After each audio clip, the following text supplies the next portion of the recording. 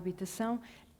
Ana Clara Silva, não foi por acaso que eu escolhi esta ordem, porque nós fomos falando de temas diferentes associados à longevidade e onde são necessárias políticas públicas ou ações diferentes, de facto, para potenciar cada uma destas áreas. Mas o seu papel, e era isso que eu gostaria de também perceber um bocadinho melhor, consegue, no fundo, juntar todas estas áreas e estar à frente de uma direção regional para fazer políticas públicas, imagino eu, cruzando, seja a habitação, seja a parte dos serviços, de tudo o que há e pode ser feito para melhorar, de facto, a longevidade. Como é que funciona esta direção regional? Qual é o seu papel? E pergunto-lhe também, eu acho que deve ser um caso, se não único, entre os únicos onde isto partiu do lado do governo e não o contrário. Muito bom dia, Raquel, muito obrigada. Obrigada ao Expresso, em nome do Governo Regional, esta oportunidade para vir falar do caso único, ou do caso de estudo. Eu, se calhar, gostaria primeiro de enquadrar porque é que nós estamos nesta situação de nos preocuparmos com a componente da longevidade e do envelhecimento numa perspectiva em que a nossa cidadania, que aqui foi referida, é uma cidadania insular e é uma cidadania arquipelágica. Portanto, só por isso tem, desde logo, um peso muito maior. Há aqui, e o colega falou, de uma série de necessidades legislativas, à qual também nós dependemos, porque estamos a falar de lei, e lei é competência da Assembleia da República, e ao nível da Assembleia da República nós não podemos fazer recomendações, mas ficamos também na dependência daquilo que possa ser decidido. Mas para nos organizarmos e para criarmos o foco e para valorizarmos e priorizarmos, felizmente o Estatuto Político-Administrativo da região autónoma assim permite. Eu se calhar diria que, da mesma maneira que quando instituímos o regime autonómico em 1977, pegamos na crise do analfabetismo e da mortalidade infantil e fizemos uma intervenção a nossas expensas, muito focados para resolver o problema do analfabetismo, para resolver o problema da mortalidade infantil, e hoje estamos a liderar a transição digital na educação através dos tablets que instituímos há cerca de 3 anos, e neste momento estamos a dominar mesmo na área da educação essa transição digital, bem como conseguimos multiplicar todas as respostas de saúde que existem ao nível regional. Pegamos na longevidade e respostas de saúde essas que também se diferenciam, porque nós, neste momento, até damos resposta ao nível regional, quer como fizemos para a Covid a nível nacional, como fazemos para os colegas da região macaronésica, que são a Madeira, os Açores e as Canárias. Portanto, o que é que nos fez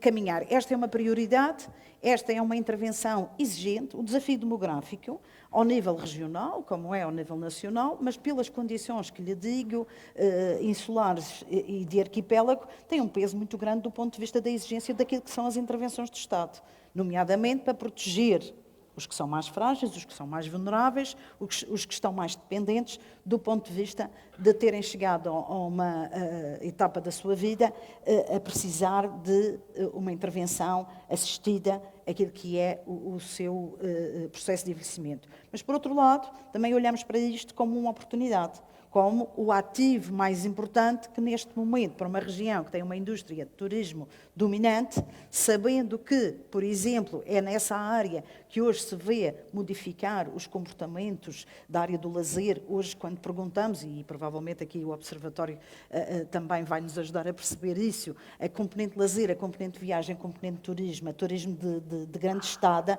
tem um peso muito grande nas opções quem tem 50 e mais. É daí, de tudo, claro que os paradigmas são os nossos, são os mesmos, evidentemente, são os da Organização Mundial de Saúde, são tudo o que é evidência, o estado da arte, a evidência técnica, a evidência científica, nós acompanhamos e queremos, efetivamente, conseguir descer aos níveis locais, mais que nos preocuparmos com a componente território, que é esta dimensão urbana que as grandes cidades vivem. Nós temos 5 cidades, todas elas muito heterogéneas. Temos cidades a norte da ilha, onde por exemplo, domina o índice de longevidade, como temos cidades no litoral, que, sendo mais jovens, também temos que responder aos desafios da longevidade. E, portanto, o que nós nos preocupamos é a intersectorialidade local, e o local é que, para nós, são nichos cada vez mais pequenos. Portanto, estamos a olhar para a região como um ecossistema regional e depois com pequenos ecossistemas locais, e aí é o desafio de todos serem chamados à ação. Nós queremos chamar a ação, e nomeadamente a habitação, que aqui foi debatido, posso lhe dizer que há uma preocupação com a habitação a custos controlados e fizemos, digamos, uma repartição equitativa do que poderia ser um projeto apoiado pelo Programa de Recuperação e Resiliência para todo o território, procurando também responder à outra componente da longevidade, que é a natalidade, e que é também combater a componente do êxodo rural e da desertificação. Portanto, eu diria que nós estamos aqui no equilíbrio, não é? Portanto, mas também as políticas de natalidade, aquelas que a gente fizer, vai demorar uma geração e meia, não é? Também aqui, o que nós queremos é proteger os que já estão desprotegidos e vulneráveis, mas queremos trabalhar as idades mais precoces, queremos valorizar as pessoas mais velhas. E quando estamos a falar da valorização das pessoas mais velhas, da participação, estamos a olhar também para quem tem 50 e mais, ou quem tem 55 e mais, e que possamos refletir sobre a sua participação, a sua manutenção, o seu, digamos, vivendo a crise que estamos a viver de recrutamento de recursos humanos, estamos a olhar para os mais velhos como uma dimensão muito importante para podermos reter nos organismos e reter no sector empresarial. Pelo potencial que têm, não é? Pelo potencial que têm, porque nós não temos muito mais para além deles. E eles têm que ser acarinhados, têm que ser retidos e têm que ser protegidos, têm que ser formados, têm que ser, digamos, lhes dado um conjunto de competências para que possam viver os desafios atuais.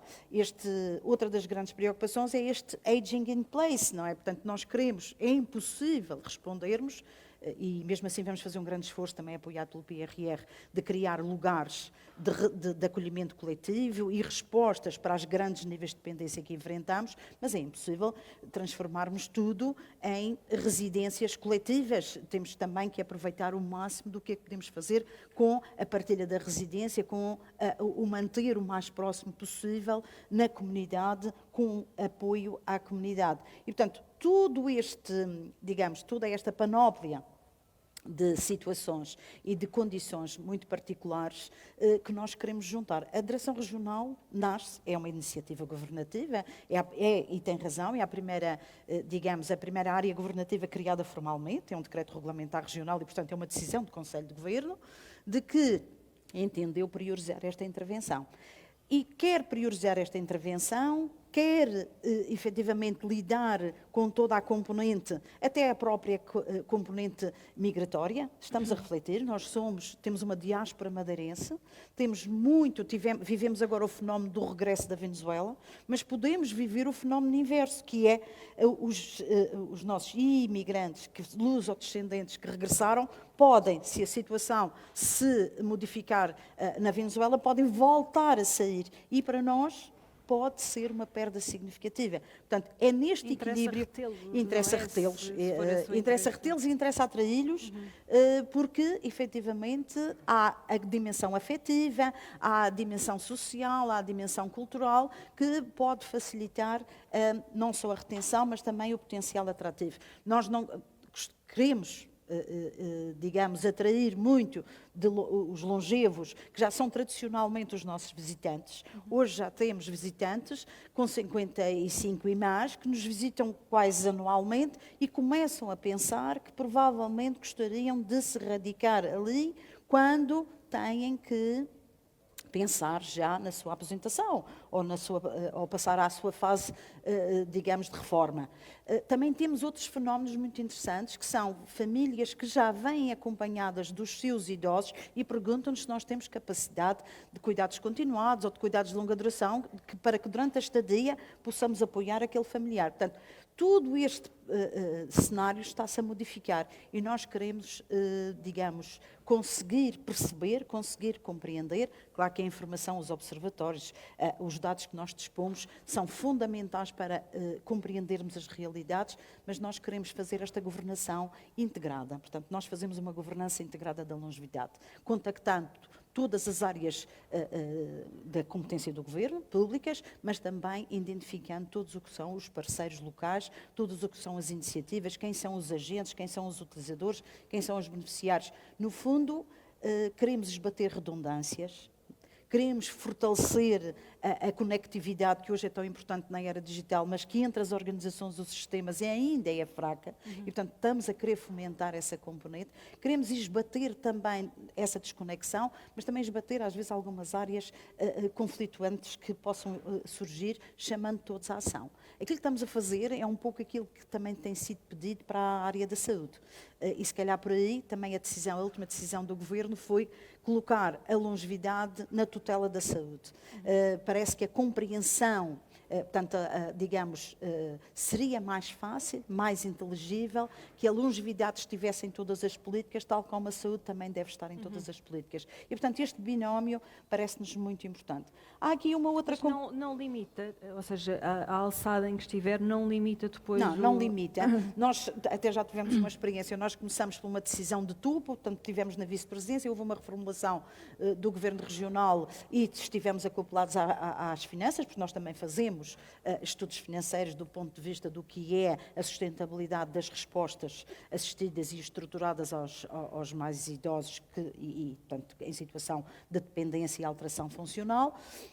Tivemos uma passagem pela área social, e aí a área social nós também precisamos que haja uma revolução do social a nível nacional. Portanto, o problema da integração da saúde e da ação social ou da segurança social não é um problema regional, é um problema como nós fazemos este financiamento. Portanto, pegamos em, digamos, cotização dos contribuintes e criamos duas formas de intervenção. Quando vamos fazer a ação social faz-se dentro do sistema da segurança social, não pelo sistema contributivo, mas por via dos impostos. E fazemos a ação social por via da segurança social. Ora, essa ação social por via da segurança social não há decisão regional. Portanto, digamos que é orçamentado e financiado, e aí torna mais difícil termos qualquer opção que não seja aquela que está definida do ponto de vista do que é a intervenção da segurança social e nesse sistema de proteção social ou proteção da cidadania. Portanto, essa integração urge que se faça também a nível nacional e que se pense que não pode haver respostas distintas, que não sejam integradas, financiadas de formas diferentes, quando o objetivo são cuidados de longa duração, sejam eles ao nível do domicílio, sejam eles ao nível de respostas residenciais, que hoje as respostas residenciais que nós temos são hospitais terciários, porque a maioria dos nossos idosos são dependentes com uma grande demanda de cuidados de saúde, que aquele conceito de lar ou de estrutura residencial para as pessoas idosas não responde, definitivamente. Até porque a legislação diz que tem que ter pelo menos um enfermeiro para 40 utentes, ou um para 20 se forem dependentes, nem sequer faz referência a outros, e uma componente de reabilitação ou de fisioterapia, mas não faz sequer referência a outros profissionais, nomeadamente os médicos. Portanto, este tipo digamos, de novo mapa, também tem que ser resolvido a nível nacional. Mas naquilo que são as competências regionais, nós já estamos a querer trabalhar um regime jurídico dos cuidados de longa duração a nível regional. Portanto, tudo o que possa ser iniciativa legislativa que nos compete, quer seja por via da Assembleia Legislativa Regional, quer seja por via do Conselho de Governo, nós estamos a querer, digamos, de fazer definições macro que permitam que todos os agentes, digamos que é um compromisso, está toda a gente convocada. E não queremos limitar à ilha, porque isto... Pois é isso que eu lhe ia perguntar, como é que surge a ligação com os Açores e com as Canárias? Nós já temos tradição, mas nós temos tradição dessa ligação e temos, sobretudo, instrumentos de financiamento europeu que nos permitem trabalhar a região macaronésica. Portanto, estamos a falar de uma região biogeográfica que é Madeira, Açores e Canárias. Portanto, estamos a nos preparar para podermos criar um centro de competências internacional em que um consórcio seja Madeira, Açores e Canárias, podendo trabalhar com os terceiros países, nomeadamente Cabo Verde, para que seja um centro de inovação, de conhecimento, de tal maneira que tenhamos também oportunidade, tal como aqui foi referido, no PT 2030, nomeadamente com os fundos Interreg-FEDER, no programa MAC, Madeira, Açores, Canárias, podermos ganhar não só para a região, para a nossa, mas fugir, digamos, daquele pequeno espaço para irmos para o espaço macaronésico,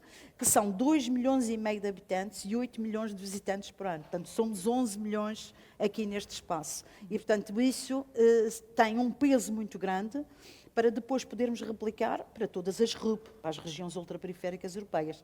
Portanto, estes são, digamos, os desafios que são enormes.